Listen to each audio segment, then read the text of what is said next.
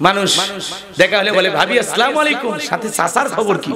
বউ রাগ করে বাড়িতে এসে বলে বাহিরে তোমার সাথে যাব না, আমার ডাকে ভাবি আর তোমার ডাকে চাচা, কলিজে কাটে দিলেও কবে লবণ কম হইছে, কথা কয় না ভাই। আপনি তা না করে ঠাট্টা বিদ্রুপ করেন। দেখি তো তোর নামাজ কয়দিন থাকে, ওখানে মসজিদের সিসি ক্যামেরা, কে আসে আর কে যায় হিসাব রাখে।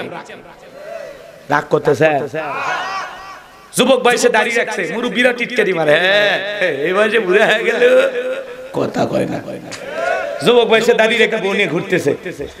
মানুষ দেখা হলে বলে ভাবি আসসালামু আলাইকুম, সাথে চাচার খবর কি? বউ রাগ করে বাড়িতে এসে বলে বাহিরে তোমার সাথে যাব না, আমার ডাকে ভাবি আর তোমার ডাকে চাচা।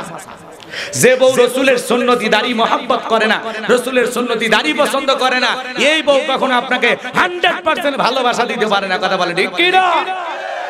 রসুলের সুন্নতির মহব্বত নাই, আবার ওর অন্তরে কিসের মহব্বত? কলিজে কাটে দিলেও কবে লবণ কম হইছে, কথা কয় না কে? ওদের সেনা বড় কঠিন, ওরা কঠিন জিনিস, বাঁকা হাত দিয়ে আল্লাহ বানাইছে। আজকে ওয়াজ করে একটু হালকা সোজা বানাই দিই। বাবা তুমি কেমন আছো ছোট মাটির ঘরে, তোমার কথা হৃদয়ে মাঝে পড়ছে বারে বারে। বাবা গো বাবা, বাবা গো বাবা, বাবা গো বাবা, বাবা গো বাবা। কত আদর কত স্নেহ তোমার কাছে পেলাম, সব কিছু হারিয়ে আজকে নিঃস্ব হয়ে গেলাম। কত আদর কত স্নেহ তোমার কাছে পেলাম, সব কিছু হারিয়ে আজকে নিঃস্ব হয়ে গেলাম। ভালোবাসি তোমায় বাবা, বুকটা যে যাইছি রে, ভালোবাসি তোমায় বাবা, বুকটা যে যাইছি রে, তোমার কথা হৃদয়ে মাঝে পড়ছে বারে বারে। বাবা গো বাবা, বাবা গো বাবা, বাবা গো বাবা, বাবা গো বাবা। জোরে বলেন মারহাবা। ওনার বাবার কথা স্মরণে একটু গাইলাম, কষ্ট পাইছেন আপনারা? আমি তো শিল্পী না, একটু চেষ্টা করি, রাগ করেন আপনারা, খালি অপেক্ষা করেন। নতুন বাংলাদেশ পাইছি, আলোচনা নতুন হবে। আগে বলতাম কিছু আজ প্যান্ডেলে, কিছু আজ অ্যাঙ্গেলে, এখন যা হবে সব ডাইরি, অ্যাকশন অ্যাকশন। জি লিল্লাহিল তাকবীর। হয়ে গেছে ভাই, কালেকশন হয়ে গেছে, মা বোনেরা দিছে তো আলহামদুলিল্লাহ। এরপরে নগদে বাকিতে কেউ দিলে তাড়াতাড়ি দেন, সময় নাই আলহামদুলিল্লাহ। আল্লাহ আরো দেওয়ার তৌফিক দান করুন। হুজুর ভয় পাবেন না ইনশাআল্লাহ। এলাকার মানুষ খুব দান করে। যে বাড়িতে খানা খেলাম ওই ভাইয়ের নাম কি? আবু সালে ইমরান। আবু সালে ইমরান ভাই, ইমরান ভাই কই গেল? ইমরান ভাই কি আপনি তো কেশিয়া, মোটামুটি দান করেছে আলহামদুলিল্লাহ। এখন কিছু বলার দরকার আছে? হ্যাঁ দেন, আপনি কিছু দিলে দেন, পরিবারের পক্ষ থেকে দেন। হ্যাঁ ইমরান ভাই আলহামদুলিল্লাহ, আরো দেওয়ার তৌফিক দান করুন। জোরে বলেন আমিন। আরে দিলেই সম্পদ বাড়বে, দিলেই সম্পদ বাড়বে। বাড়ি করছে একটা রাজপাথাদের মতো, হ্যাঁ রাজা জমিদাররা যেরকম বাড়ি বানায়, কথা কোন ঠিক কিনা? হ্যাঁ আরে সেই ভিআইপি বাড়ি গো, আল্লাহ পাক জানো জান্নাতে এর চাইতে আরো ভিআইপি বাড়ি তার জন্য বানায়া দেন। জোরে বলেন আমিন। শোনেন, জীবনে পরিশ্রম করলে সফলতা আসবে, কথা বলেন ঠিক কি না? আল্লাহ ওনাকে দিয়েছে, আল্লাহ আরো দেন। অনেকে হিংসা করে, হ্যাঁ টাকা হইছে এরকম বাড়ি বানাইছে, বেটা তোমারে দিলে তুমি তো আরো বলা যায় না কানাডাই বাড়ি বানাইতে, কথা কোন ঠিক কি না? উনি তো দেশে বানাইছে, হ্যাঁ বেগম পাড়ায় বাড়ি বানাইতে না। অনেকে আছে না বেগম পাড়ায় চলে গেছে, হ্যাঁ হ্যাঁ ঠিক আছে, গোপন ভিডিও দিয়ে বলতেছে না আমরা এখন প্রয়োজনে বিএনপির সাথেও কাজ করব। এর আগে বিএনপি রে দেখতে পাইতো না, এখন বিএনপির সাথেও। ওই যে হাসান মাহমুদ, হাসান মাহমুদ না হাসান মাহমুদ, হাই রে এদের চেহারা দেখতে গিয়া মাথা গরম হয়ে যায়, কথা কোন ঠিক কিনা? একটু অপেক্ষা করেন, পরে পরে আর কেউ আছে ভাই দেবেন? আর কেউ আছেন? সভাপতি দিয়ে দিছে না? চলেন আমরা আলোচনায় চলে যাই। কি এটা অবস্থা রে ভাই,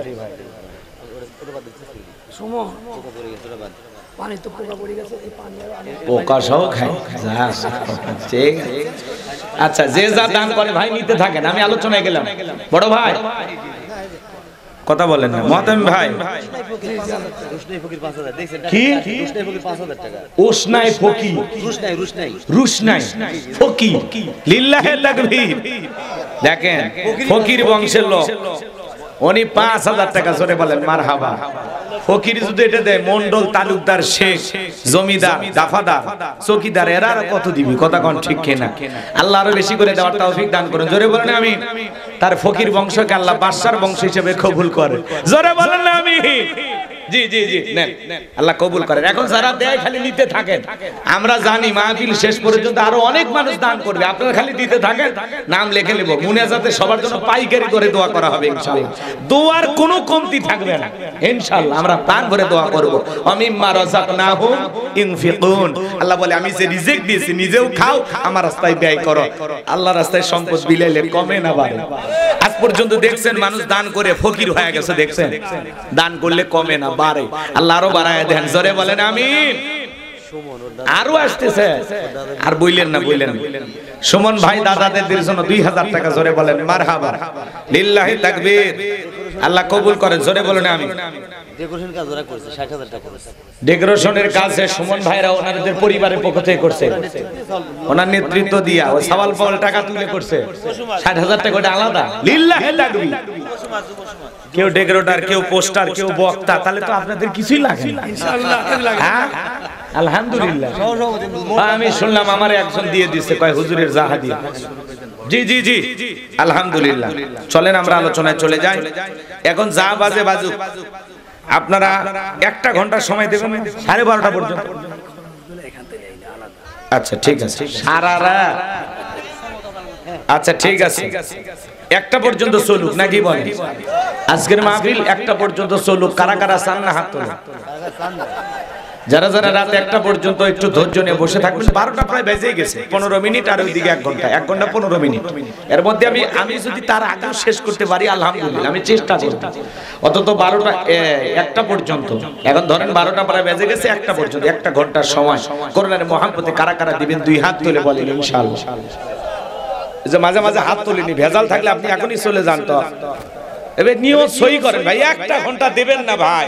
ও শোনা ভাই, হাতটা তোলেন না কলিজার ভাই, হাত তোলেন। দেখেন তো কারা কারা তুলিনি, মাঝে মাঝে থাকলে একটু গুতা দিয়ে তুলে দেন। আচ্ছা 1টা পর্যন্ত থাকবেন তো ইনশাআল্লাহ, আল্লাহ কবুল করেন। জোরে বলুন আমি। তাহলে একটা আওয়াজ দিয়ে তাকবীর দেন, লিল্লাহি তাকবীর।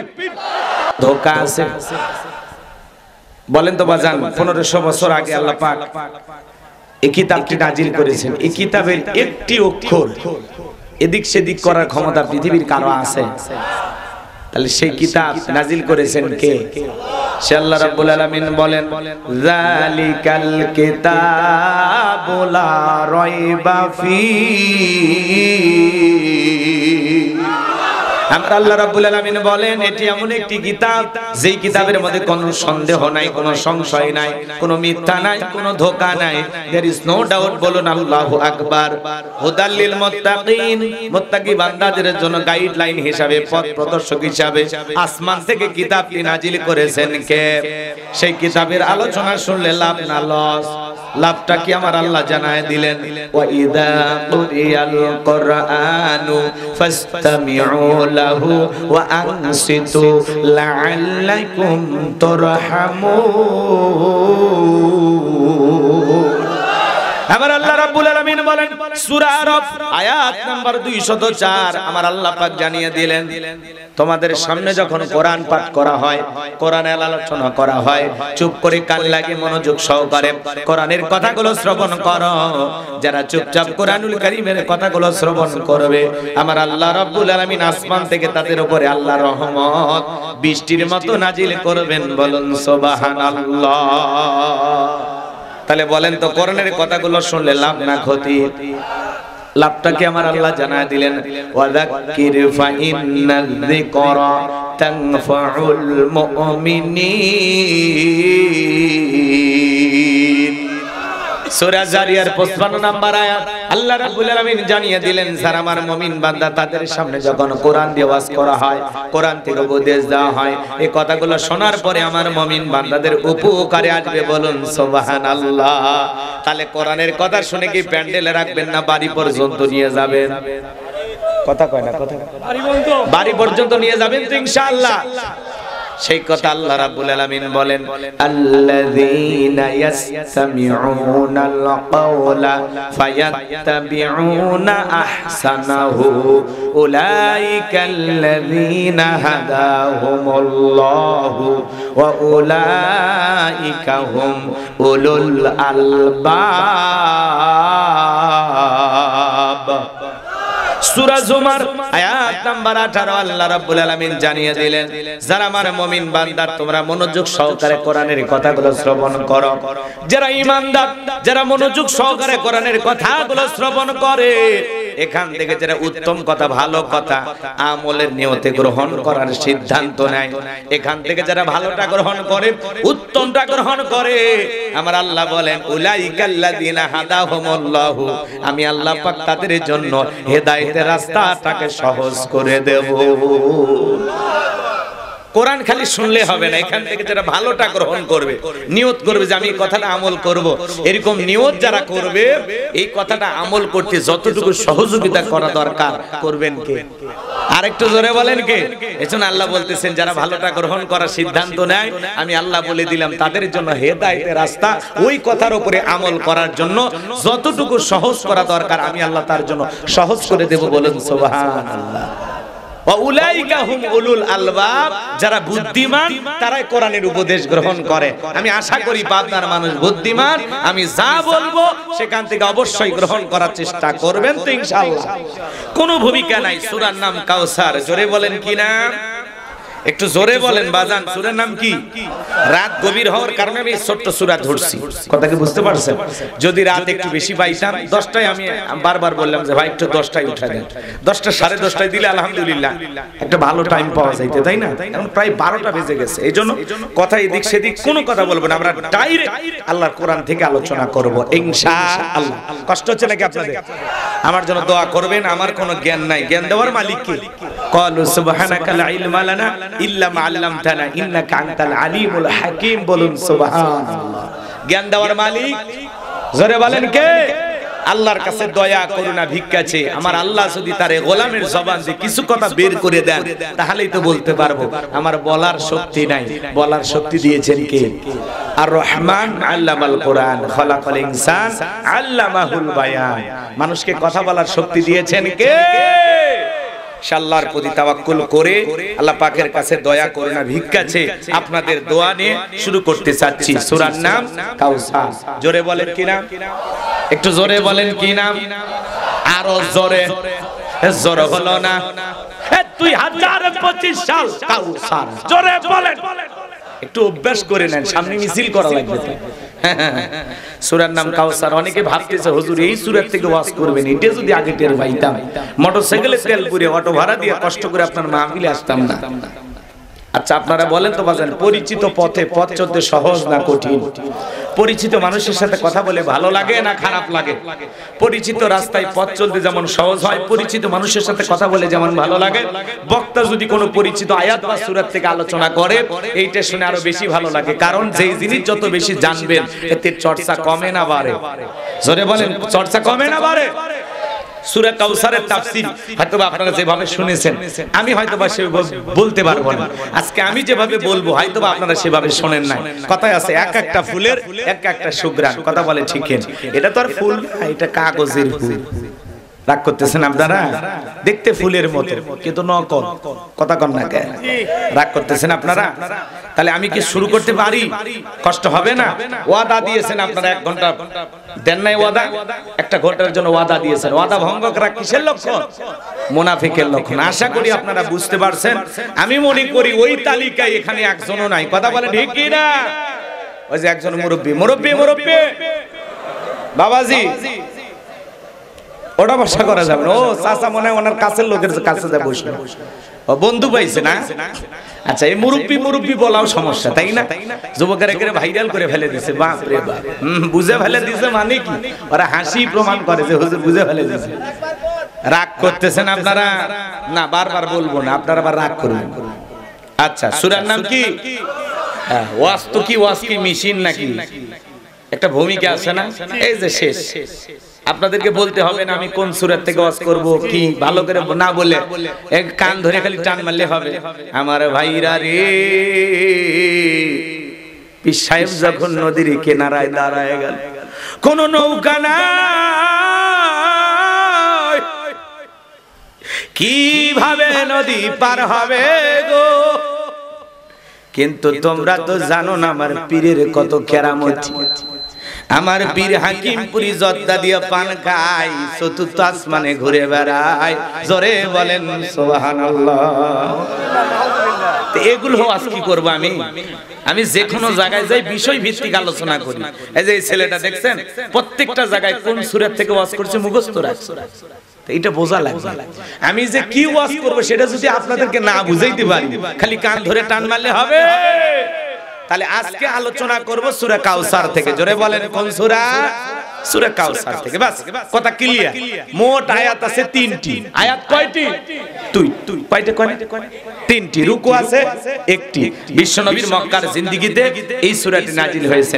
কোরআনুল কারীমের 108 নাম্বার সূরা। মনে থাকবে তো ইনশাআল্লাহ?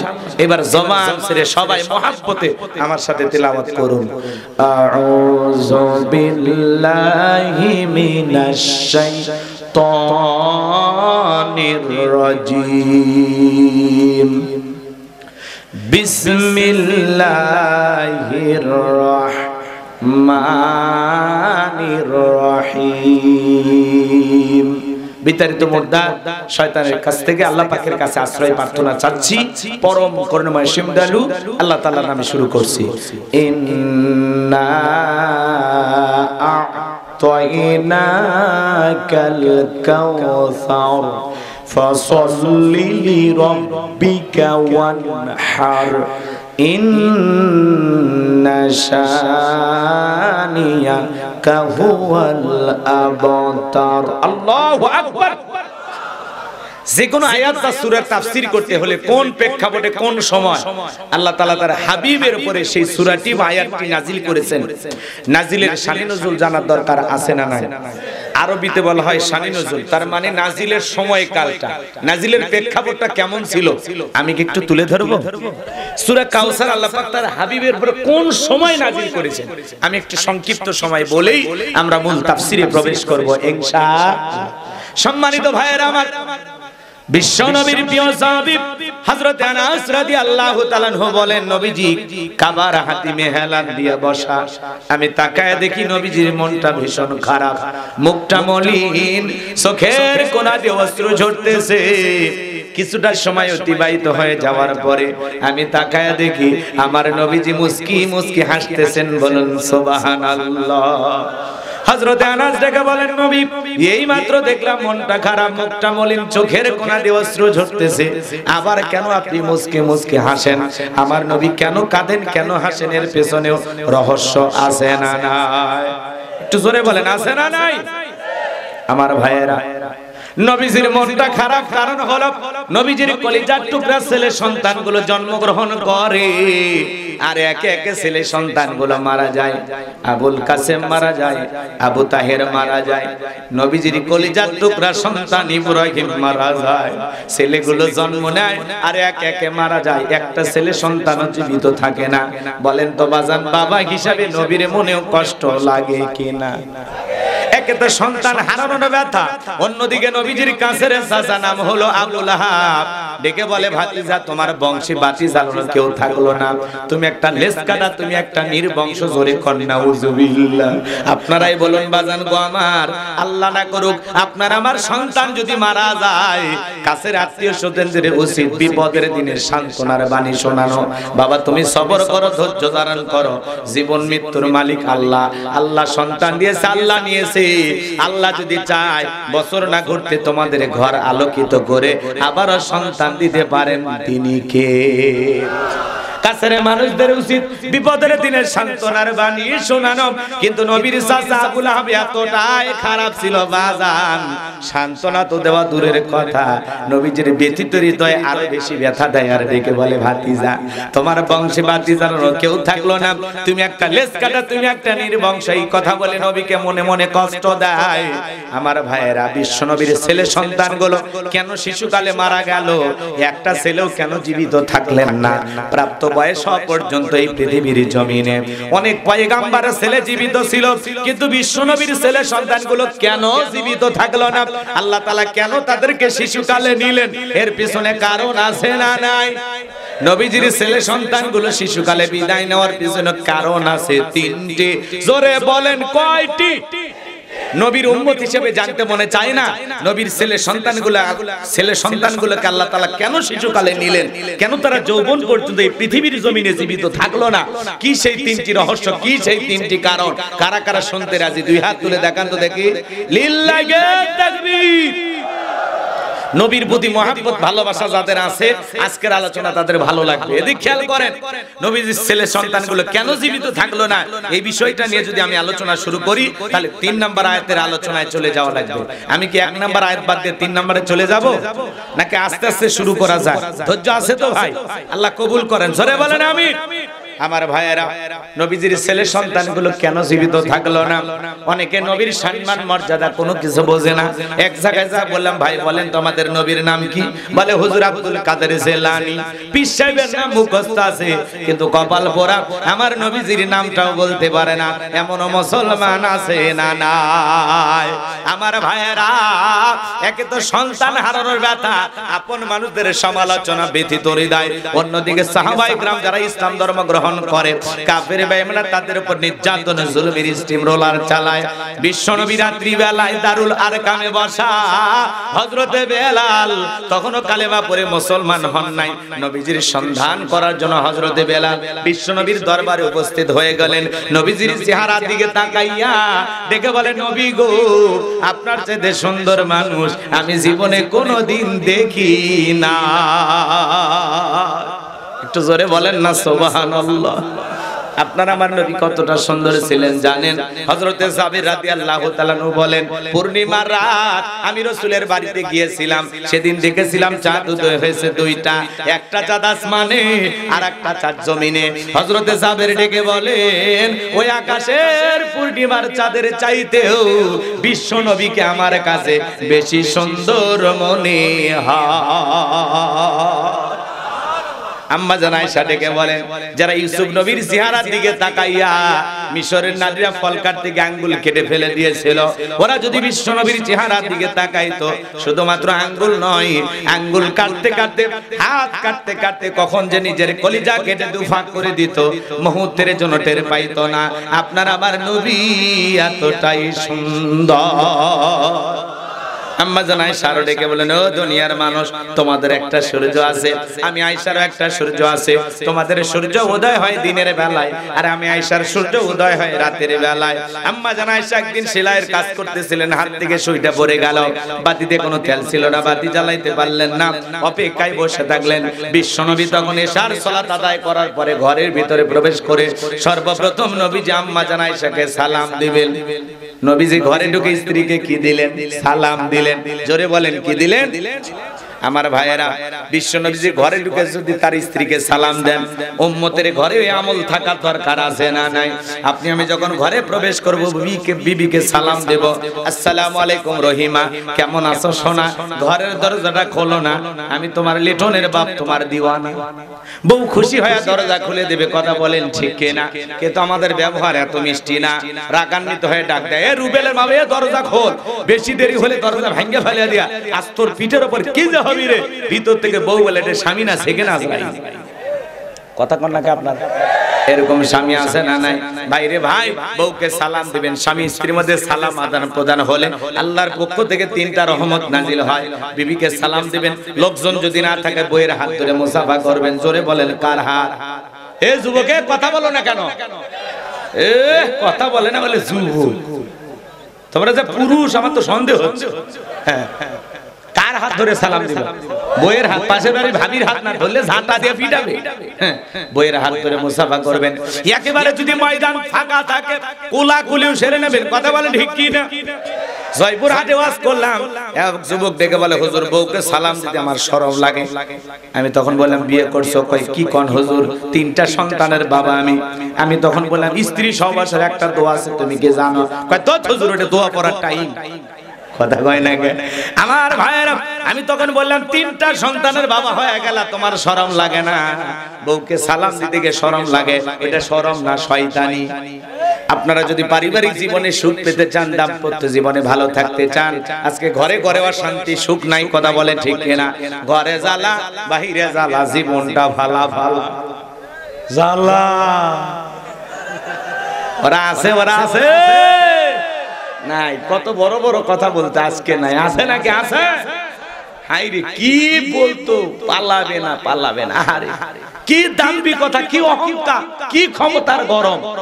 41 সাল পর্যন্ত হাইরে মাতবাড়ি অহংকার ছিল। ওরা আছে, জোরে বলেন ওরা আছে। এজন্য অহংকার করতে নাই। কথা বলে ঠিক কিনা? আল্লাহ ধরে না, ধরলে আল্লাহ ইন্না বাতাস।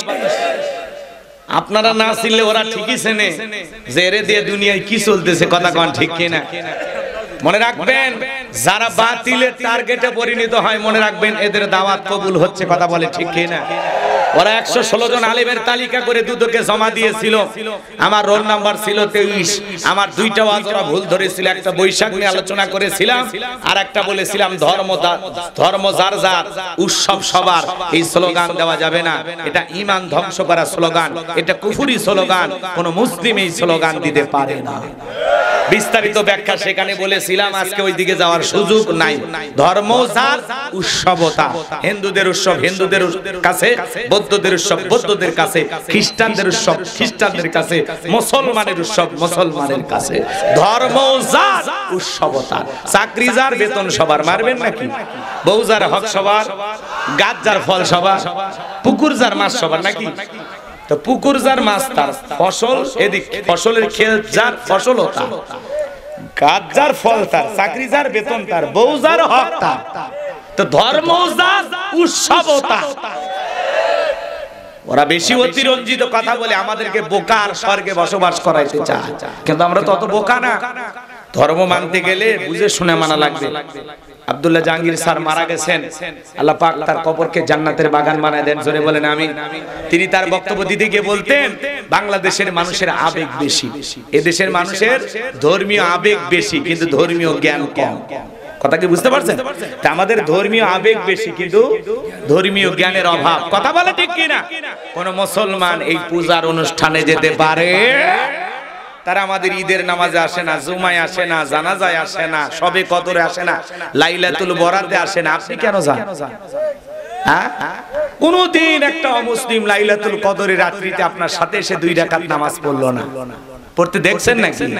তাহলে ওরা আপনার উৎসবে আসে না, ঈদের মাঠেও আসে না, জুমায় আসে না, আর আপনি এতটাই নির্লজ্জ বেহায়া, দাওয়াত ছাড়াই ওদের পূজায় যায়, প্রসাদ খান আর বলেন মায়ের কাছে যখন কিছু চাইবেন আমার নামেও চাইবেন।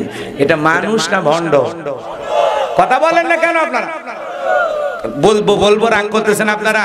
তাহলে বিচারপতি মানিকেরও বিচার হওয়ার দরকার আছে না নাই? পলকেরও ঝলক গেল, পলকেরও ঝলক গেল, থামিয়ে নেটের চাকা, ওদের সারা দেশটা বড় লাগে ফাঁকা ফাঁকা। কোথায় গেল সংসদেতে মমতাজের গান? কোথায় গেল হযরত বলা শামীম ওসমান? এই শামীম ওসমান মাইক পাইলে বলতো খেলা হবে, খেলা হবে। আজকে মাঠ পড়ে আছে, কিন্তু শামীম ওসমান না। আসেন, এইবার খেলা হবে, আসল খেলা। কথা কোন ঠিক কি না? রাগ করতেছেন মনে হয়? কোথায় গেল আরাফাত আর ব্যারিস্টার সুমন? কথা বলার সময় এরা করেনি ওজন। ইনু মিনু সবাই আছে শুনছি কারাগারে, পাপ করিলে ছাড়ে না কোনদিন পাপ তারে। কথা বলে ঠিক না? এই ব্যারিস্টার সুমন কত কথা বলতো, কি অভিনয় করতো, এটা কি মানবতার ফেরিওয়ালা। এরে যেদিন গ্রেফতার করে সেদিন বলতেছে আমি পুলিশের সাথে থানায় যাচ্ছি। আমার ভক্তরা ঘাবড়াবেন না। এখন 5 দিনের রিমান্ড নিয়ে সাইজ করছে হালকা, কাঠগড়ায় দাঁড়ায় কান্নাকাটি করে। কথা বলেন ঠিক কিনা? রাগ করতেছেন? কাট করায় দাঁড়িয়ে কান্নাকাটি করে আর বাহিরে মিডিয়ার সামনে একটু করে মুচকে হাসি, তার মানে ভিতরে কাঁদো বাহিরে হাসো। জাতির মানুষ বুঝেছে ফেলেছে ব্যারিস্টার সুমন অভিনয় কম করো প্রিয়। জাতির মানুষ এদের অভিনয় বুঝে ফেলেছে, কথা বলে ঠিক কি না? আমার ভাইয়েরা লম্বা হবে, লম্বা করব না। আমি যে কথা বলতে চাচ্ছিলাম গভীর মনোযোগ দিয়ে শুনে যান। হযরতে বেলালের কথা মনে আছে না নাই? কেমন নবী পাইছি, নবীর সম্মান মর্যাদা কত। যে নবী জমিনে পথ চললে আসমানের মেঘ এসে ছায়া প্রদান করত, আসমানের চাঁদের দিকে ইশারা করলে চাঁদ দুই টুকরো হয়ে যেত, জমিনে পা তুললে মাওলা পাকের আরশে আজিমে পৌঁছে যেত। আল্লাহু আকবার বলে। আমার ভাইয়েরা, নবীজি যদি হ্যাঁ বলতেন পুরো পৃথিবীবাসীর জন্য আল্লাহ পাক হালালে পরিণত করে দিত। নবী যদি না বলতেন পুরো পৃথিবীবাসীর জন্য আল্লাহ পাক হারামে পরিণত করে দিত। যেই ছাগলের স্তনে দুধ নাই, রাসূলের হাতটা লেগে গেলে দুধে পরিপূর্ণ হয়ে যেত। যেই খাবার 2-3 জন মানুষকে শেষ হয়ে যাবে, এমন খাবারে রাসূলের হাতটা লেগে গেলে শত শত মানুষ খাবার খেয়েও যেমন খাবার তেমনি থাকে। নবীজির শরীর মোবারক যখন ঘেমে যেত, আম্মা জানেরা রাসূলের ঘামগুলো শিশিতে সংগ্রহ করে রাখতেন। বিশেষ দিনে নবীজির দেহের ঘামগুলো সুগন্ধি হিসাবে ব্যবহার করা হতো। দয়ার নবী, মায়ার নবী গো, আপনি নবী আমার জীবনের জীবন। বলেন দয়ার নবী, মায়ার নবী গো, আপনি নবী আমার জীবনের জীবন। দেখায় আপনার মজেজা ভাগ্যবতী বিবি খাদিজা, আপনারে করিল জীবনের আপন। ধন দৌলত যা ছিল চরণতলে সব সফিয়া দিল, আপনারে করিল জীবনের আপন। প্রেমের নবী, দয়ার নবী গো, আপনি নবী আমার জীবনের জীবন। জোরে বলেন মারহাবা। হযরত বেলাল ডেকে বলে, নবী গো, আপনার চাইতে সুন্দর মানুষ আমি জীবনে কোনোদিন দেখি নাই। ও নবী, আপনি কালেমার দাওয়াত দেন, আমার একটু কালেমা পড়ে মুসলমান বানায় দেন। বিশ্ব নবী হযরত বেলালকে পড়ায় দিলেন, লা ইলাহা ইল্লাল্লাহু মুহাম্মাদুর রাসূলুল্লাহ সাল্লাল্লাহু আলাইহি ওয়াসাল্লাম। হযরত বেলাল কালেমা পড়ে মুসলমান হয়ে গেল। আমার নবী ডেকে বলে, বেলাল, ইসলামের অবস্থা এখন ভালো না, কালেমা পড়েছো আপাতত প্রকাশ করা যাবে না। আপনারা বলেন তো বাজান, ইসলামের অবস্থা কি সব সময় ভালো থাকে? আজও তামাম পৃথিবীর দিকে তাকায় দেখেন, ওই জালেমদের টার্গেট ইসলাম আর মুসলমানকে বিদায় করা। আজও ফিলিস্তিনিতে ওই নেতানিয়াহুর নেতৃত্বে মুসলমানদেরকে হত্যা করা হয়। এই যে আমেরিকার প্রেসিডেন্ট, সাবেক প্রেসিডেন্ট নাম হলো জো বাইডেন, এ ক্ষমতায় এসে পৃথিবীর বিভিন্ন দেশে যুদ্ধ লাগায় দিয়েছে। এইবার গতকালকে নির্বাচনে পাশ করেছেন ডোনাল্ড ট্রাম্প। কথা কয়, এই ডোনাল্ড ট্রাম্প আমেরিকার প্রেসিডেন্ট হয়েছে, বিশ্বের সেরা নেতা, বিশ্বের বড় নেতা। কথা বলে ঠিক কি না? আমেরিকার প্রেসিডেন্ট হওয়া মানে কি? বিশ্বের বড় নেতা। রাগ করতেছেন আপনারা? এই ডোনাল্ড ট্রাম্প ক্ষমতাতে এসে তারপরে আবেগে ভালোবাসা স্ত্রীকে একটু কিস করলেন। কথা কয় না কেন? এবং আমেরিকার মানুষকে বলল, এই জয় আপনাদের সাথে আমি ভাগাভাগি করলাম, আপনারা যোগ্য মানুষকে নির্বাচিত করেছেন, আপনাদের কাছে দেওয়া প্রত্যেকটা প্রতিশ্রুতি আমি রক্ষা করব। ডোনাল্ড ট্রাম্প বক্তব্য দিতেছেন, ডোনাল্ড ট্রাম্প নির্বাচনে পাস করেছেন, আমেরিকার 47তম প্রেসিডেন্ট হলেন ডোনাল্ড ট্রাম্প। এই আনন্দে বাংলাদেশের কিছু লোকেরা মিছিলে আত্মহারা হয়ে যাচ্ছে। ডোনাল্ড ট্রাম্পের সাথে নাকি এদেশের পালিয়ে যাওয়া সাবেক প্রধানমন্ত্রীর গভীর সম্পর্ক। শুধু কি তাই, যেই দেশে তিনি আশ্রয় নিয়েছেন ভারতের দাদা, তিনি নাকি ডোনাল্ড ট্রাম্পের বন্ধু হয়। তো এই বন্ধুত্বের খাতিরে নাকি ওনার আরেকবার বাংলাদেশে বীরের মতো প্রত্যাবর্তন হওয়ার একটা আশায় উনি আছেন। দিল্লি বহুত যাওয়া সহজ, কিন্তু এই দেশে ফেরা কঠিন। কথা কয়, 45 মিনিট সময় পেয়েছিলেন পালিয়ে যাওয়ার জন্য। যেই পরনে শাড়ি ছিল ওইটা পরে চলে গেছেন রান্না করা গরম ভাত ফেলে দিয়া। এই জন্য বড় বড় কথা বলে কোনো লাভ হবে না। যারা খুব বেশি আনন্দ উল্লাস করতেছেন, মনে রাখবেন আমেরিকা দেখেন, ওরা ওই এর আগে নির্বাচন করলে যে মহিলা, তার নাম কি ছিল? হেলারি আর এই যে কমলা, এরা যতই নারী হোক ভালো করে বোঝেন, আমেরিকার মানুষ কোন নারীকে প্রেসিডেন্ট নির্বাচিত করে না। এর দ্বারা প্রমাণ হয় ওরা বিশ্বের বিভিন্ন দেশকে নারীর ক্ষমতায়নের দিনে উৎসাহ দিলেও ওরা নিজেরা নারীর ক্ষমতায়ন বিশ্বাস করে না। এই জন্য ডোনাল্ড ট্রাম্পের মতো ব্যক্তিকে ওরা আমেরিকার প্রেসিডেন্ট বানাইলো, কিন্তু কমলা বিবিকে বানাইলো না। কথা বলেন ঠিক কিনা? আর ওরা বিশ্বের বিভিন্ন দেশের মানুষকে প্রশিক্ষণ দেয়, আপনাদের দেশের প্রধানমন্ত্রী নারী, চমৎকার। তো তাহলে তোমরা পুরুষ চয়েস করো কেন? আমেরিকায় তো কই কোন নারী তো প্রধানমন্ত্রী হচ্ছে না, হচ্ছে কি? এই জোরে বলেন হইলো? তাহলে কি বোঝা যায় পুরুষ প্রধানমন্ত্রী দরকার। কথা বলেন ঠিক কিনা?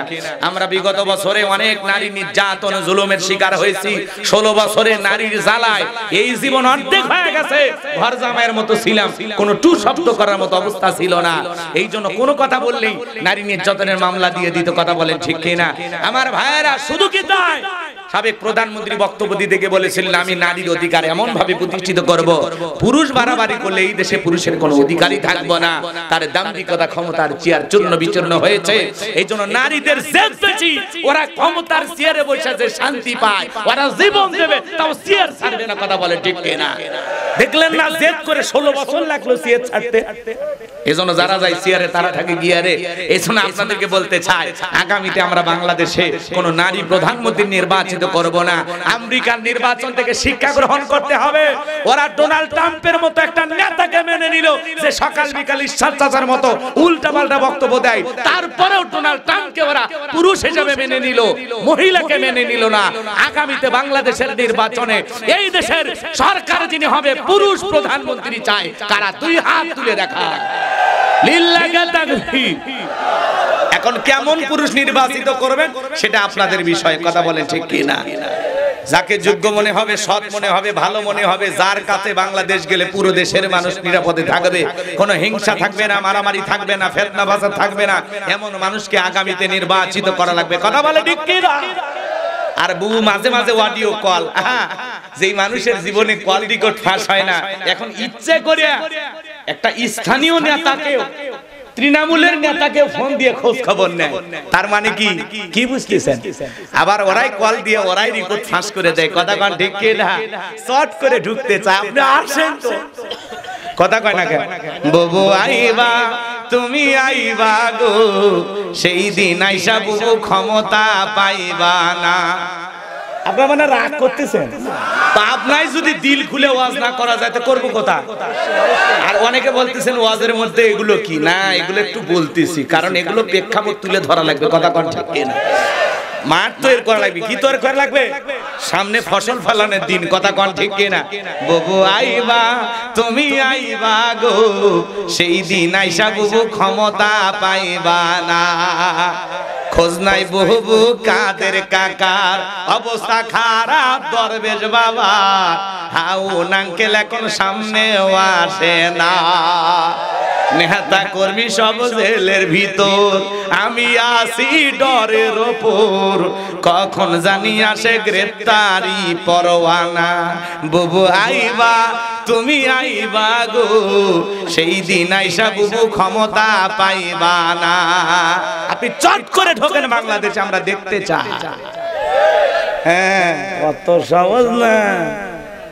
যে কায়দায় পালিয়ে গেছেন, ঈশ্বর চাচা স্বৈরাচার ছিল, পদত্যাগ করে জেলে গেছে, আপনি জেলে গেলেন না কে? তাও শান্তি ছিল।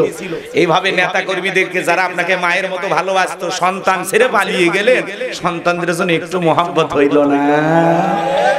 যে মা তার সন্তানকে রেখে পালিয়ে যায়, ওই মায়ের জন্য মিথ্যা ভালোবাসা অন্তরে রাখা কোনো লাভ না। এক কথা বলেন না কেন? তারা কি করেছে? 16 বছরে 4000 কোটি টাকা খরচ কইরা বাবার মূর্তি তৈরি করছে, ভাস্কর্য তৈরি করছে। কত টাকা? 4000 কোটি টাকা কারে বলে বুঝতে পারতেছেন? এই টাকা হলে এই দেশের কত উপকার হইতো। গরিব খাইতে পারে না। কথা বলেন না কেন? গরিবের দেহে পোশাক নাই, ডাস্টবিনের খাবার কুড়ে খায়, কুকুরের সাথে রুটি ভাগাভাগি করে খায়। এই দেশের নারী সতীত্ব বিক্রি করে তার পেটের খাবার জোগাড় করে। এগুলো ইতিহাস আমরা পড়েছি। পরনে মানুষের কাপড় নাই, শীতের কম্বল নাই, হাজার হাজার মানুষ কাতরায়। আর বাপের নামে 4,500 কোটি টাকা খরচ করে ভাস্কর্য যারা বানিয়েছে, এরা কখনো দেশপ্রেমিক হতে পারে না, পারে না, পারে না, পারে না। কিসের দেশপ্রেম দেখেন আপনারা? গরিব খাইতে পারে না, গরিবের শরীরে পোশাক নাই, গরিবের ঘর নাই, বাড়ি নাই, আর বাপের নামে ভাস্কর্য বানান। কথা বলেন না কেন আপনারা? এগুলো টাকা যদি গরিব দুঃখীদের মাঝে বন্টন করে দেওয়া হতো, কত পরিবার স্বাবলম্বী হয়ে যেত, আপনি টের পাচ্ছেন? এই টাকাটা কারো বাপদাদার সম্পত্তির টাকা নাই, প্রত্যেকটা টাকা এই দেশের জনগণের। পদ্মা সেতু কার টাকা দিয়ে হয়েছে? জনগণের টাকা দিয়েছে। মেট্রো রেল কার টাকা দিয়ে হয়েছে? জনগণের টাকা দিয়ে হয়েছে। যত উন্নয়ন সব এই দেশের জনগণের টাকা দিয়ে হয়েছে। আর যে পরিমাণে দুর্নীতি করেছে ওটা তো বলাই যাবে না। 11 লক্ষ কোটি টাকা বিদেশে পাচার করেছে, 93 বিলিয়ন ডলার ঋণের বোঝা মাথায় চাপিয়ে দিয়ে ওরা পালিয়ে গেছে। ওদের মহাব্বত কলিজায় রাখা মানে আবারও দুঃখের সাগরে ভাসা। শাসকবিহীন এক রাত্রি থাকা আর 7 বছর জালেম শাসকের আওতায় থাকা ভালো। উনি শাসকবিহীন 2-3 রাত আমাদের থাকতে বাধ্য করেছেন। ওই 2-3 রাতে কত লুটপাট হয়ে গেছে, কত মারামারি, হাঙ্গামা, ফিতনা ফাসাদ, ঘর বাড়িতে আগুন, বিভিন্ন জায়গায় নানান ধরনের অপ্রীতিকর ঘটনা ঘটছে। দোকানপাট, ব্যবসা প্রতিষ্ঠান লুটপাট করে নিয়ে গেছে। কথা বলেন ঠিক কিনা? ঘর বাড়িতে চুরি হয়েছে, কত ধরনের ঘটনা ঘটছে একমাত্র আল্লাহ ছাড়া কেউ জানে না। যে পরিমাণে এই দেশের ক্ষতি ওনারা করেছেন, তাদেরকে নিয়ে ভাববে যারা, আমার মনে হয় সত্যিকারের বোকার পাগল তারা। ওই পাবনা মানসিক হাসপাতালে তাদের ভর্তি করানো উচিত। পরিবর্তন হতে রাজি আছেন? আগামীতে নতুন সরকার আমরা প্রতিষ্ঠিত করব, যারা দুর্নীতি মুক্ত বাংলাদেশ করবে, ন্যায় বিচার কায়েম করবে। এই জমিনে কোরআন আইন, আল্লাহর আইন, কোরআনের আইন প্রতিষ্ঠিত হোক। কারা কারা চান দুই হাত তুলে মালিককে দেখা। লিল্লাহি তাকবীর। আল্লাহ এই জমিনকে কোরআনের জন্য কবুল করুন, জোরে বলুন আমিন। আল্লাহ এই জমিনকে ইসলামের জন্য কবুল করুন, জোরে বলুন আমিন। হাত নামান বাজান গো আমার, লম্বা করব না। তাহলে ইসলামের অবস্থা সব সময় ভালো থাকে না। ইসলাম মানার কারণে ঘর ছাড়া করবে, বাড়ি ছাড়া করবে, মিথ্যা মামলা হামলা দিবে। কথা বলেন ঠিক কিনা? অন্ধ ব্যক্তির নামে পর্যন্ত গাড়ি পোড়ানোর মামলা দিয়েছিল। এর চাইতে বড় মিথ্যা কথা আর কিছু হতে পারে? অন্ধ মানুষ কি গাড়িতে আগুন লাগাইতে পারে? তো ওরা কত বড় মিথ্যাবাদী ছিল, আপনাদেরকে কয়টা কথা বলবো, সবই আপনাদের জানা আছে। জ্ঞানী লোক একটু হালকা করে গেলে খোসা মেরে সামনের দিকে যাইতেছি। আমার বাজানেরা, এই জন্য মনে রাখবেন, বাজানেরা আমার, এই কথাটা পরিষ্কার ভাবে মনে রাখবেন। জালেমদের টার্গেট ইসলাম আর মুসলমান বিদায় করা। আমার ভাইয়েরা, ইসলাম আলাদের উপরে যারা নির্যাতন করবে, নামধারী মুসলমান হতে পারে আর একজন কাফের, আর ওই ধরনের মুসলমানের মধ্যে কোনো পার্থক্য নাই। কথা বলেন ঠিক কিনা? আমার ভাইয়েরা, হযরত বেলাল দিকে বলেন, নবী, ও নবী, আমার মনিবমাকে একদিন বলেছিলাম উর্দম্বা ছাগল পেশাব পায়খানা করে দেয়, এই ঘরে থাকতে আমার বড় কষ্ট হয়, আমার জন্য একটা ভালো ঘর বাড়ি ব্যবস্থা করে দেন। ও মায়ে দেখে বলে, বেলাল রে, উর্দম্বা ছাগলের দাম আমার কাছে আছে, কিন্তু তোর মতো কালো হাসি বেলালের দাম আমার কাছে নাই। নবী গো, আমার জীবনের কোনো দাম নাই, আপনি শুধু আমাকে দোয়া করে দেন, মৃত্যু পর্যন্ত যেন কালেমার পথে টিকে থাকতে পারি। এই কথা বলে হযরত বেলাল চলে গেলেন। পরের দিন সকালবেলা সূর্য উদয় হয়ে গেছে, অনেকটা বেলা হয়ে গেছে, বেলাল দরজা খোলে না। অন্যান্য চাকর বাকর যারা আছে এরা লাড়িস নিয়ে চলে গেছে। ও মায়ের কাছে যা বলে, নেতা, এখন পর্যন্ত বেলাল দরজা খোলে নাই, তাই নাকি? বলে হ্যাঁ, ঠিক আছে চলো যাই। এইবার বেলালকে ডাক দেয়, এই বেলাল দরজা খোল। হযরতে বেলাল দরজা খোলে না, জোরে করে ধাক্কা মারছে, দরজা খুইলা গেছে। ও মায়ে তাকায় দেখে, যেই রাত্রিতে হযরতে বেলাল কালেমা পড়ে মুসলমান হয়েছে, ওই রাত্রিতে একটা উটদুম্বা ছাগলের কাছে কোনো পেশাব পায়খানা নাই। জোরে বলেন মারহাবা। এইবার ও মায়ে ডেকে বলে, এ চাকরের দল, বেলালের বিরুদ্ধে মিথ্যা অভিযোগ দাও। তোমরা যখন ঘুমাচ্ছিলে, বেলাল তখন ময়লা আবর্জনা পরিষ্কার করেছে, তাকায় দেখো না একটা উটদুম্বা ছাগলের কাছে কোনো পেশাব পায়খানা নাই, যাও নিজেদের কাজ করো। ওদেরকে তাড়িয়ে দেওয়ার পরে এক পা দুপা করে বেলালের কাছে চলে গেলেন, যায় বলে, বেলাল, ও বেলাল। বেলাল কোনো কথা বলে না, হালকা করে ধাক্কা মারছে। যখন বেলালের জবান দিয়ে কালেমার আওয়াজ বের হয়েছে, তখন জোরে বলেন মারহাবা। বেলালের কণ্ঠে কালেমার আওয়াজ শোনার পরে ও মায়ে ডেকে বলে, বেলাল, তোমার জবান দিয়ে সব কি শুনলাম, তুমি কি মুসলমান হয়েছো? হযরতে বেলাল ডেকে বলে, মুসলমান হয় যারা মিথ্যা কথা বলতে পারে না তারা। ওয়াকুলু কুলু কওলান সাদীদা। মুসলমানেরা হবে সত্যবাদী, মুসলমানেরা কখনো মিথ্যাবাদী হতে পারে। আর আমাদের সমাজে মিথ্যাবাদী আছে না নাই? বলতো হেলিকপ্টার দিয়ে পানি দিয়েছি, পরে দেখা গেল বুলেট মারছে। কথা বোঝেন নাই? ওরা যে কত মিথ্যাবাদী ছিল বাজান গো। অনেকে রাগ করতে পারে, বেশি আমি বলতেছি না, কষ্ট মনের মধ্যে নেবেন না। আল্লাহর খাঁটি মুমিন বান্দা যারা মিথ্যা কথা বলতে পারে না তারা কথা বলেন ঠিক কিনা? হযরত বেলাল ডেকে বলে, গতকাল রাত্রি যে বিশ্বনবীর হাতে হাত রেখে আমি কালেমা পড়ে মুসলমান হয়েছি। এই কথা শোনার পরে ওমায় ডেকে বলে, বেলাল রে, উদ্দুম্বা ছাগলের মালিক বানায় দেব, থাকার জন্য ভালো কোয়ার্টারের ব্যবস্থা করে দেব। এখনো সময় আছে, আব্দুল্লাহর বেটা মুহাম্মদ সাল্লাল্লাহু আলাইহি সাল্লামের ধর্ম ত্যাগ করো। হযরত বেলাল ডেকে বলে, ও মাইয়া, দুনিয়ার কোন পার্থিব সম্পদের বিনিময়ে বেলাল তার ঈমান বিক্রি করবে না। ওমা এই কথা শোনার পরে ডেকে বলে, আমার কথা না শুনলে আমাদের বড় নেতা আবু জেহেলকে ডাক দেব, খবর পৌঁছায় দেব আবু জেহেলের কানে। হযরত বেলাল দেখে বলে, কোন বড় নেতা ছোট নেতা এখন কাউকে গোনার টাইম নাই। আমি দুনিয়ার কোন আবু জেহেলকে ভয় করি না, আমি ভয় করি আমার আল্লাহকে। আল্লাহ ছাড়া দুনিয়ার কোন মানুষকে ভয় করা জায়েজ নাই। কথা কয় না কেন? আপনারা তো ভয় পাচ্ছেন নাকি? ভয় পাচ্ছেন?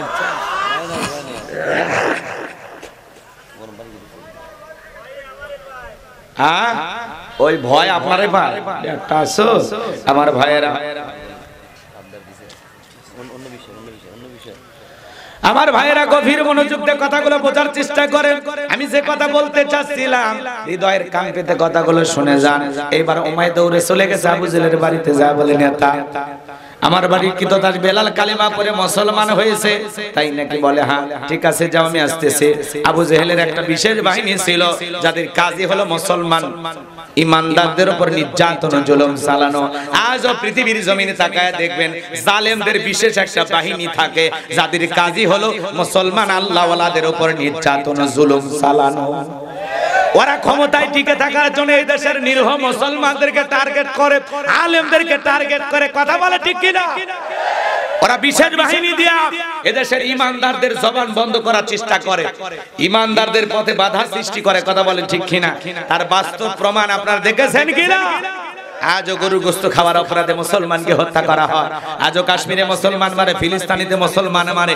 মনে রাখবেন, ওই জালেমদের শেষ পরিণতি হবে পরাজয়, আর ইমানদারদের শেষ পরিণতি হবে বিজয়।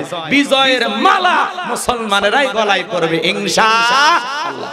একটু কষ্টের পথ পাড়ি দেওয়া লাগবে, একটু সবর করা লাগবে, ধৈর্য ধারণ করা লাগবে, একটু বিপদ আপদ মুসিবত জেল জুলুম নির্যাতন এগুলো সহ্য করা লাগবে। কথা বলে ঠিক কিনা? এই 56,000 বর্গ মাইল জুড়ে বিশাল বড় একটা জগদল পাথর বুকের উপরে চেপে বসেছিল, আজকে সেই পাথর নাই, আমরা শান্তিতে নিঃশ্বাস নিতে পারতেছি। কথা বলে ঠিক কিনা? আমার ভাইয়েরা গভীর মনোযোগ দিয়ে শুনে যান। এইবার আবু জেহেল চলে আসলো, এসে ডেকে বলে, বেলাল এদিকে আসো, আমি তোমারে পার্সোনাল ভাবে মোহাব্বত করি। বেলাল রে, এসব কি শুনছি তুমি নাকি মুসলমান হয়েছো? হযরত বেলাল ডেকে বলে, হ্যাঁ আমি গতকাল রাতে বিশ্বনবীর হাতে হাত রেখে কালিমা পড়ে মুসলমান হয়েছি। আবু জেহেল ডেকে বলে, বেলাল উটদুম্বা ছাগলের মালিক যদি হতে চাও বানায়া দেব, ব্যবসা বাণিজ্য যদি করতে চাও দিরহাম টাকা পয়সা যা লাগে সব তোমারে দেব, ঘর বাড়ি বানায়া দেব। ও বেলাল তুমি যা চাও আমরা তাই দেব, তুমি চাইতে দেরি, তোমার সামনে প্রস্তুত করতে দেরি করা হবে না। হযরত বেলাল ডেকে বলে, হে আবু জেহেল, দুনিয়ার সব সম্পদ যদি বেলালকে দিতে চাও, দুনিয়ার সব সম্পদ ছাড়তে রাজি, কিন্তু বিশ্বনবীর কালেমা ছাড়তে রাজি নাই। চিৎকার মেরে বলেন মারহাবা। এ ভাই, এই যে আপনারা যে দুই একজন উঠতেছেন, কি একটা বাচ্চা, নিজেদের ওয়াদাটা ঠিক রাখবেন না?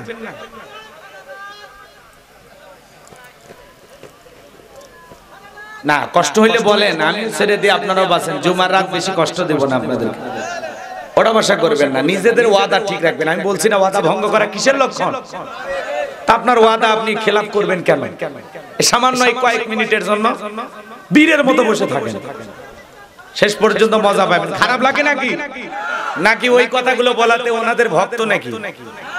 রাগ করে যেতেও পারে, ভক্ত থাকবে না। 16 বছরের মা কি এত তাড়াতাড়ি কাঁপে? থাকবেই ওই গ্রুপের কিছু লোক। সেদিন এক মাহফিলে গেছি, বাপ রে বাপ কি গরম, সব গরম ঠান্ডা হয়ে যাবে। আমরা শান্ত মানুষ, ভদ্র মানুষ, কিছু বলি না। রাগ করতেছেন মনে হয়। বাজান গো, আপনারা আমাকে একটু একটা পর্যন্ত সময় দিয়া সহযোগিতা করেন। আমি যে কথা বলতে চাচ্ছিলাম, এইবার আবু জাহেল ডেকে বলে, বেলাল রে, এত বড় লোভনীয় প্রস্তাব দিলাম, রাজি হইল না। সোজা আঙ্গুলে ঘিউ না উঠলো, আঙ্গুলে একটু বাঁকা করা লাগবে। এই কথা বলে যুবকদেরকে লিলিয়ে দিল, বেলালকে চাবুক দিয়ে পিঠাও। হযরতে বেলালকে চাবুক দিয়ে পিটানো শুরু করা হলো। এরা যত জোরে চাবুক মারে, বেলাল তত জোরে আল্লাহর নামের জিকির করে, চিৎকার মেরে বলেন মারহাবা। চাবুকটা পিটাইতে পিটাইতে কালো চামড়া গুলো ফেটে রক্ত ঝরতেছে। এরপরে বেলালের জবানের জিকিরি বন্ধ নাই। আবু জাহেল ডেকে বলে, বেলাল, চাবুক দিয়ে পিটাই রক্ত ঝরাইলাম, এরপরে কি নবী মুহাম্মদ সাল্লাল্লাহু আলাইহি সাল্লামের কালেমা ছাড়বি না? হযরতে বেলাল দেখে বলে, আবু জাহেল রে, মারতে মারতে যদি মেরেও ফেলে দাও, জীবনটা দিতে রাজি, কিন্তু নবীজির কালেমা ছাড়তে রাজি নাই। বলেন আল্লাহু আকবার। এইবার যুবকদেরকে লিলিয়ে দিল, বেলালের পায়ের রশি লাগায়া উঠের পায়ের সাথে বেঁধে মরুভূমির উত্তপ্ত গরম বালিতে ছেঁচড়াইয়া নিয়ে ঘোরা গেল। আরবের বালিগুলো এত গরম ছিল, চাল দিলে মুড়ি হয়ে যেত। আমার ভাইয়েরা, সেই উত্তপ্ত গরম বালিতে হযরত বেলালকে ছেঁচড়াইয়া নিয়ে ঘোরা গেল। বাবলা গাছের কাটা গেল, জিহ্বার ভিতরে পিরিকের মতো মারা গেল। বিকেল বেলা নিয়ে এসে বলে, বেলাল, চাবুক দিয়ে পিটাইলাম, পায়ের রশি লাগাই না ঘুরলাম, এত নির্যাতন জুলুম করা হলো রে বেলাল, তারপরে কি নবী মুহাম্মদ সাল্লাল্লাহু আলাইহি সাল্লামের কালেমা ছাড়বি না? হযরতে বেলাল দেখে বলে, আবু জাহেল রে, মারতে মারতে যদি মেরেও ফেলে দাও, বেলালের নিঃশ্বাস থাকবে যতদিন, বেলাল ইসলামের পথে টিকে থাকবে ততদিন। বলেন আল্লাহু আকবার। এইবার সবাইকে মিলে আবু জাহেল ডেকে বলে, এই যুবকের দল, যাও বিশাল বড় একটা পাথর নিয়ে এসে বেলালের বুকের উপরে চাপায়া দাও। বেলালের বুকের উপরে বিশাল বড় একটা পাথর চাপায়া দিয়া আবু জাহেল মনে মনে ভাবলো, এই পাথরের চাপার আঘাতে বেলাল মারা যাবে। এই কথা ভেবে আবু জাহেল চলে গেল, বেলালের বুকের উপরে বিশাল বড় পাথর। এরপরে চোখের পানি ছেড়ে দিয়া জিহ্বা নাড়ায়া জিকির করে কার? আপনাকে তো জিকির করার জন্য কেউ পিটায় না, মারে না, ধমক দেয় না, পাথর তুলে দেয় না, বেলালের মতো চাবুক দিয়ে পিঠায় না। ইসলামের প্রথম মুয়াজ্জিন বেলাল জিকির করার কারণে, কালেমা পড়ার কারণে, ইসলাম ধর্ম গ্রহণ করার কারণে কি নির্যাতন জুলুম সইতেছে, কথা বলেন ঠিক কি না? রাগ করতেছেন আপনারা? জিকির কিন্তু উঠতে উঠতে বসতে বসতে সব সময় করা যায়। মাঠে কাজ করতেছেন, জিকির করা যায়। দোকানদারি করতেছেন, জিকির করা যায়। রিকশা ভ্যান চালাতেছেন, জিকির করা যায়। জিকির করার জন্য আলাদা সময় লাগবে না। হাদিস শরীফের ভিতরে আছে, যার জিহ্বাটা আল্লাহর জিকিরে ভিজা থাকবে, ওই জিহ্বাওয়ালা মানুষ কোনোদিন জাহান্নামের আগুনে জ্বলবে না। ফাযকুরুনি আযকুরুকুম ওয়াশকুরুলি ওয়ালা তাকফুরুন। তোমরা আমারে স্মরণ করো, আমি আল্লাহ তোমাদেরকে স্মরণ করব। কৃতজ্ঞতা প্রকাশ করো, অকৃতজ্ঞ হয়ো না। তাহলে সব সময় জবানে জিকির থাকবে কার? সুবহানাল্লাহ, আলহামদুলিল্লাহ, লা ইলাহা ইল্লাল্লাহ, সুবহানাল্লাহ।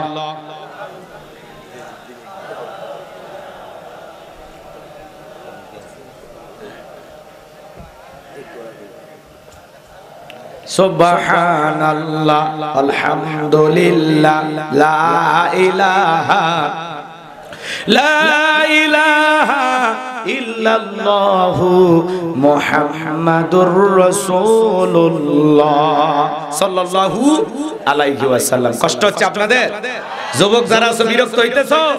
তোমার জন্য স্পেশাল ওয়াজ আছে, একটু সামনে যাইতে দাও। হ্যাঁ, এসে গেছে। মা বোন যারা বসে আছেন, মা একটু অপেক্ষা করেন। আমার ভাইয়েরা, আমি যে কথা বলতে চাচ্ছিলাম গভীর মনোযোগ দিয়ে শোনেন।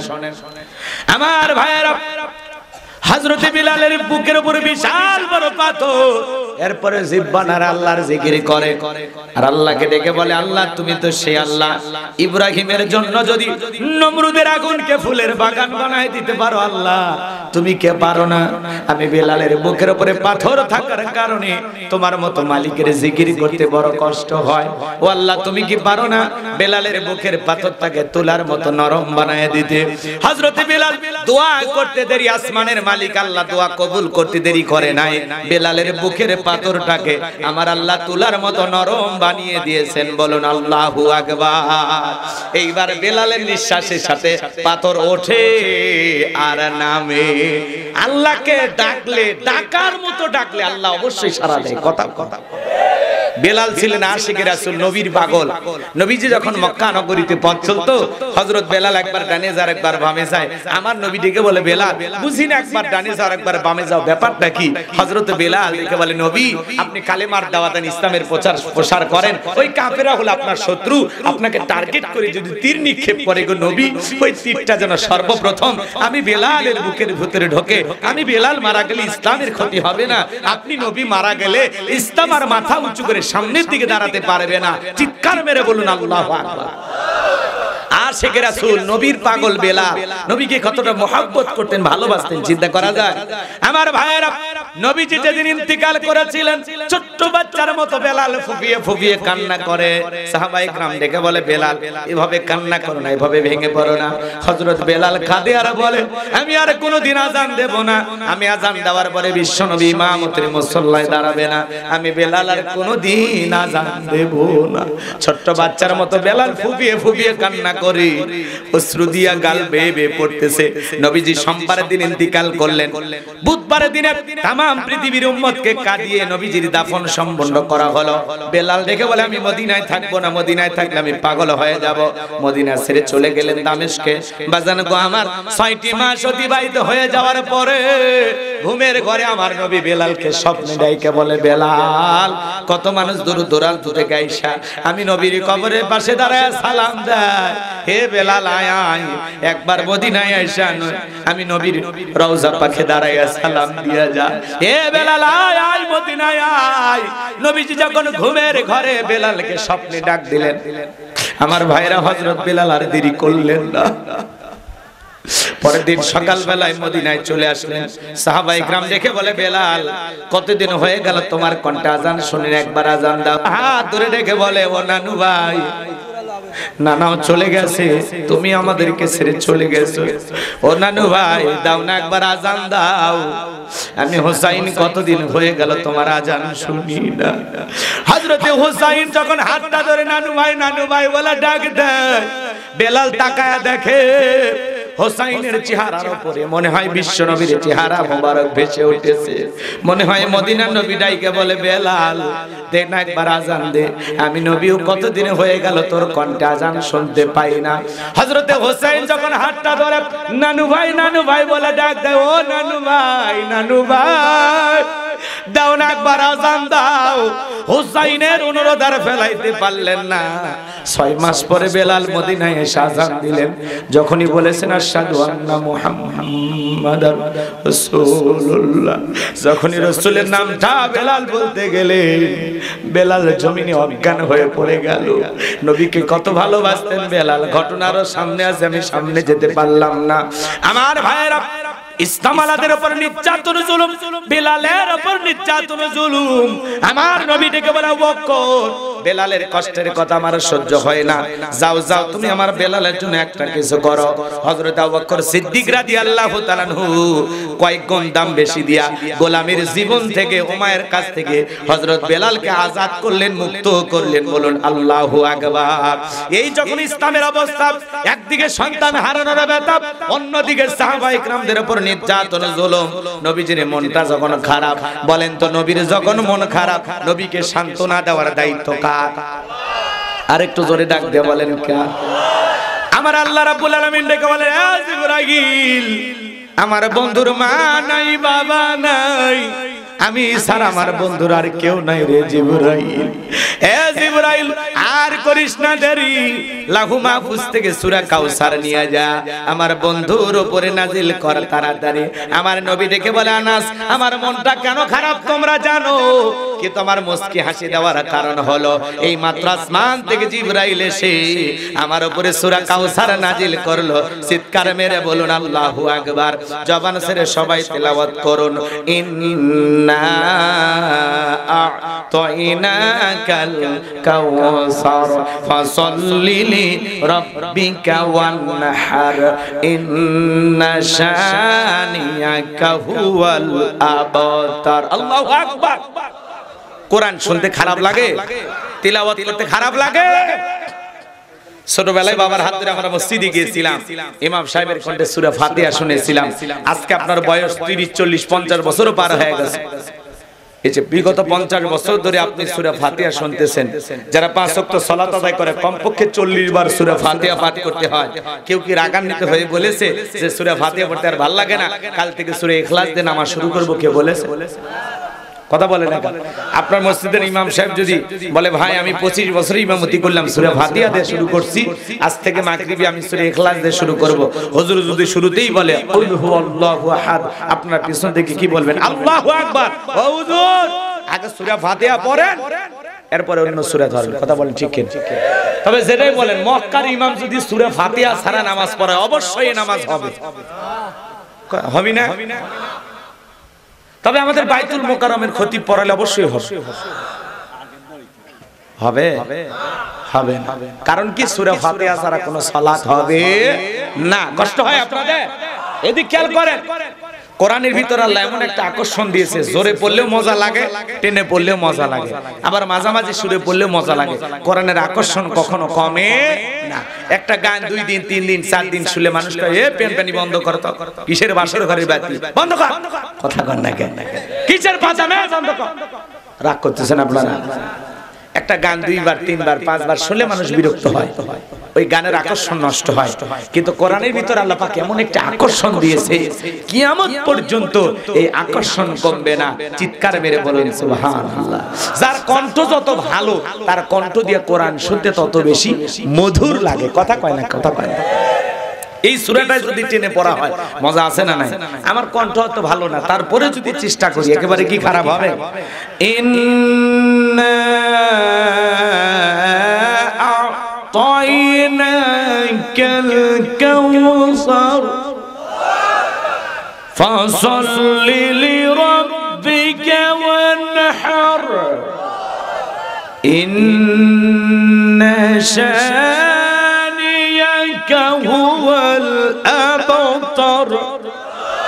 মজা আছে না না?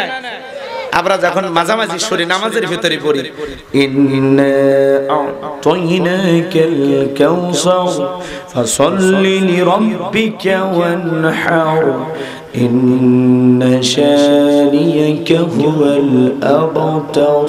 আল্লাহু আকবার।